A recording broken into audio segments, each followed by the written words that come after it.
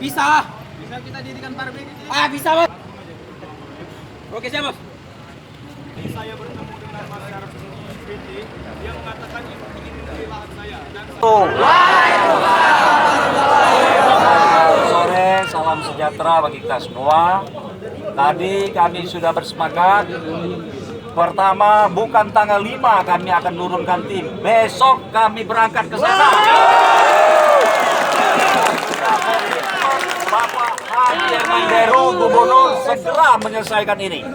Jadi tadi sudah sepakat, kami bahkan dua-duanya sudah kami tanda tangan. Mudah-mudahan semuanya bisa menerima, bisa selesai kepada saudara kita yang merasa di sini dirugikan, panas-panas, apalagi adik-adik mahasiswa.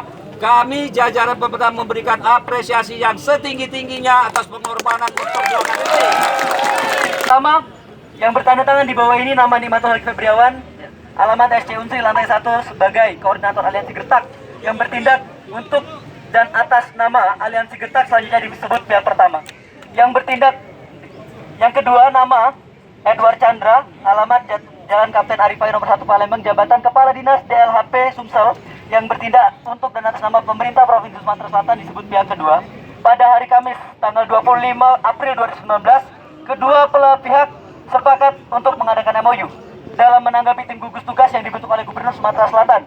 Mahasiswa sebagai pengontrol kinerja tim gugus tugas tersebut menginginkan segera adanya penyelesaian dalam permasalahan lahan antara PT PN Cinta Manis dan masyarakat.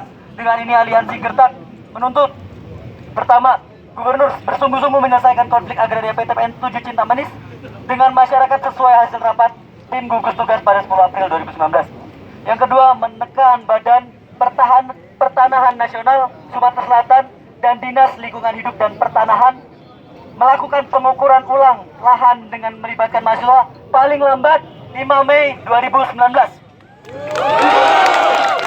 Yang ketiga, mengadakan forum lanjutan tim gugus tugas untuk membahas teknis pengukuran lahan yang dihadiri oleh mahasiswa paling lambat tanggal 30 April 2019. Demikianlah MOU dibuat. Kita memperjuangkan rakyat. Hidup rakyat! Hidup rakyat!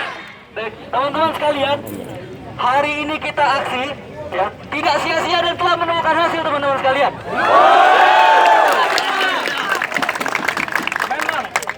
Memang hari ini tidak ada.